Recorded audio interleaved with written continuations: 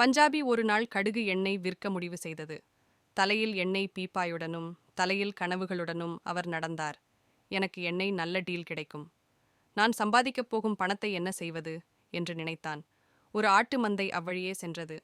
ஆடு வாங்கும் அளவுக்கு என்னிடம் பணம் இருக்கிறது. ஆடு குட்டிகளை பெற்றெடுக்கும். ஆடு குட்டிகளை நல்ல விலைக்கு விற்கப் போகிறேன். அந்த பணத்தை நான் என்ன செய்யப் போகிறேன்?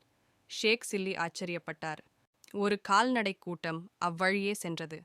அந்த பணத்தில நான் ஒரு பசுவை வாங்க முடியும். நான் பசுவிலிருந்து பால் எடுக்கிறேன்.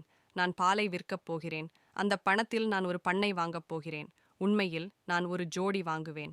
வயலை உழுவதற்கு காளைகள், பிறகு நான் பயிர்களை நட்டு ஒரு பெண்ணை திருமணம் செய்து கொள்கிறேன். பஞ்சாபி பகல் கனவு கண்டு கொண்டே நடந்தார். துரதிர்ஷ்டவசமாக காளை மாடு சாலையில் நிற்பதை அவர் பார்க்க தவறிவிட்டார். பஞ்சாபி காளை அடித்து விழுந்தது. பீப்பாய் உடைந்ததும் எண்ணெய் தரை முழுவதும் கொட்டியது. எருமை பஞ்சாபியால் சபிக்கப்பட்டது. அவன் கத்தினான், முட்டாள் மிருகம், என் வாழ்க்கையை முழுவதுமாக அழித்து விட்டாய்.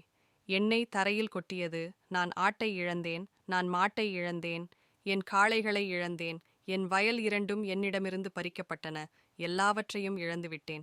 நிகழ்காலத்தில் கவனம் செலுத்தாமல் எதிர்கால வெற்றியை பற்றி பகல் கனவு காண்பது ஏமாற்றத்திற்கு வழிவகுக்கும் என்பது பஞ்சாபியின் கதையின் தார்மீகமாகும். கற்பனைகளை உடனடி பொறுப்புகள் மற்றும் இந்த நேரத்தில் நிலைநிறுத்துவது முக்கியம்.